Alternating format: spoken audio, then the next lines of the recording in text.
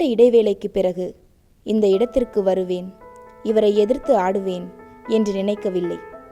இன்று இவரிடம் தோற்றிருந்தாலும் எனக்கு மகிழ்ச்சிதான்.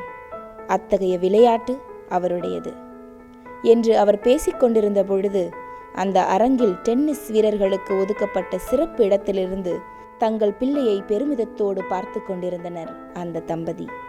வெற்றி பெருமிதத்தில் பெரும்பாலும் எவரும் இத்தனை பெருந்தன்மையாய் பேசுவதில்லை. அந்த பெரும் தன்மைக்கு சொந்தக்காரர் இன்று உலக டென்னிஸ் ரசிகர்களின் மனதிற்கெல்லாம் சொந்தக்காரராயிருக்கும் ரோஜர் ஃபெடரர். ஆம், நேற்று மெல்பர்னில் வென்ற ஆஸ்திரேலியன் ஓபன் டென்னிஸ் கோப்பையுடன் சேர்த்து 18 கிராண்ட் ஸ்லாம்களை வென்றவர். அவரை பெருமிதத்தோடு பார்த்து கொண்டிருந்த அந்த தம்பதி அவரது பெற்றோர் அல்ல, பின் யார்? ரோஜர் ஃபெடரர் 9 வயதில் பீட்டர் கார்ட்டரிடம் பயிற்சிக்காக சேர்ந்தார் என்பதை விட ரோஜரின் திறமையையும் பிற்காலத்தில் டென்னிஸ் உலகின் நட்சத்திரமாய் விளங்கும் வாய்ப்பு ரோஜரிடம் இருக்கிறது என்பதையும் அறிந்து கார்ட்டர் சேர்த்து கொண்டார் என்பதே சரி. ரோஜரின் முதல் பயிற்சியாளர் அவரல்ல, ஆனால் முதன்மையான பயிற்சியாளர் பீட்டர் கார்ட்டர் தான்.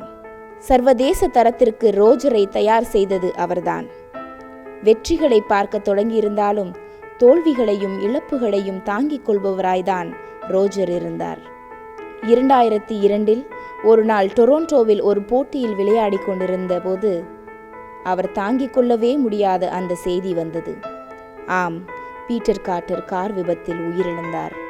கண்டதெல்லாம் தன் புலன், வென்றதெல்லாம் தன் திறன் என்பவர்களே அதிகம் இருக்கும் பொழுது தன் வெற்றிக்கெல்லாம் தன் பயிற்சியாளரும் போட்டியாளர்களுமே காரணம் என்றவர் ரோஜர்.